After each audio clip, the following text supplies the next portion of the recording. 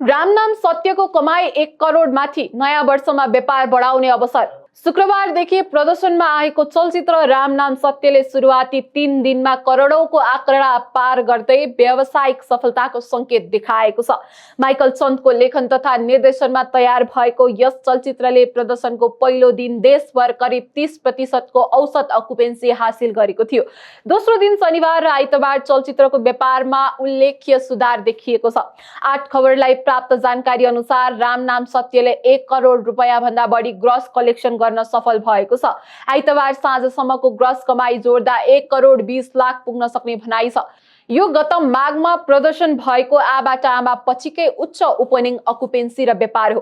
शुक्रबार र शनिबारको तुलनामा आइतबार चलचित्रको शो संख्या भने केही खुम्चिएको छ। दर्शकको सकारात्मक प्रतिक्रिया वर्ड अफ माउथका कारणले आगामी दिनमा व्यापार बढाउँदै जाने निर्माण टिमको विश्वास छ। चलचित्रले सुखद सुरुवात गरेसँगै निर्माण पक्ष अब आउँदो नयाँ वर्षको बिदालाई लिएर आशावादी देखिएको छ।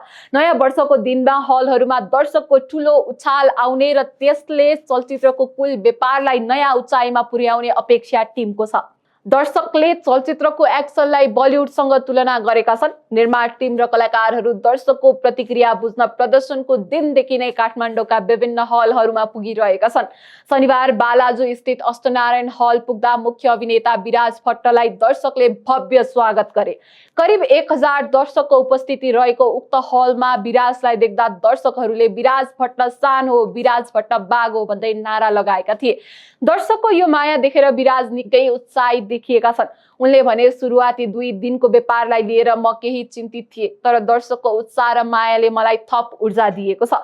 उहाँहरूले फिल्मलाई मन पराइदिनु भएको छ। माइकल इन्टरटेनमेन्टको ब्यानरमा निर्माण भएको चलचित्रमा विराज भट्टका साथै सुशील श्रेष्ठ, आयुष सिंह ठकुरी, सुपुष्पा भट्ट, दिव्या रायमाझीको मुख्य भूमिका रहेको छ। साथै सुनिल थापा र प्रशान्त ताम्रकर जस्ता सशक्त कलाकारको पनि अभिनय रहेको छ। एक्सन र ड्रामाको सन्तुलन रहेको रामनाम सत्यले आगामी दिनमा बक्स अफिसमा कस्तो रेकर्ड राख्ने हो त्यो भने हेर्न बाँकी नै छ।